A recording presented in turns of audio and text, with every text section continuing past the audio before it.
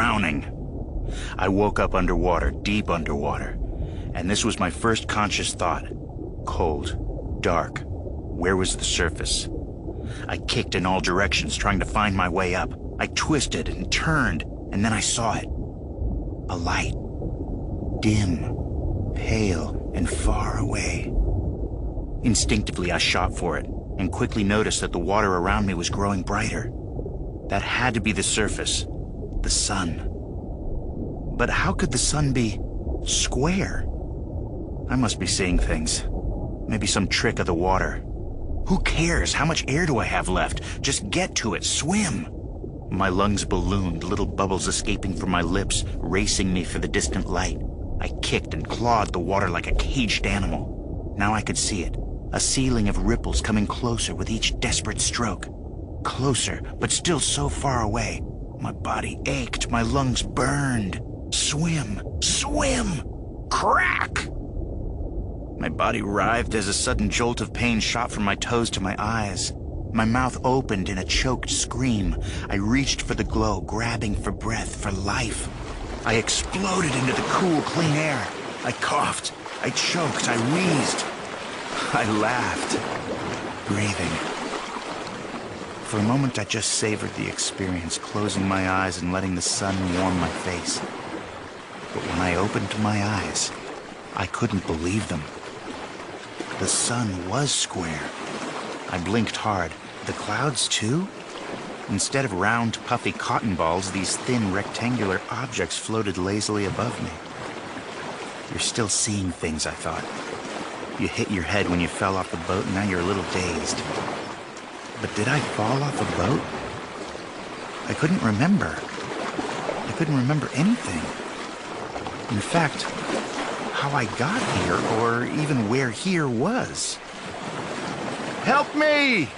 I shouted, scanning the horizon for a ship or a plane or even a speck of land.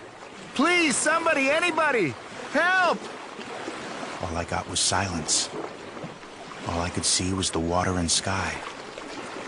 I was alone. Almost. Something splashed inches from my face, a flash of tentacles and a thick black and grayish head. I yelped, kicking backward. It looked like a squid, but square like everything else in this strange place. The tentacles turned to me, opening wide. I gazed right into a yawning red mouth ringed with white razor teeth. "Get out of here!" I hollered. My mouth dry, heart pounding, I splashed clumsily away from the creature. I didn't have to.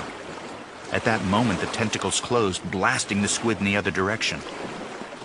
I floated there, frozen, treading water for a few seconds until the animal disappeared into the deep.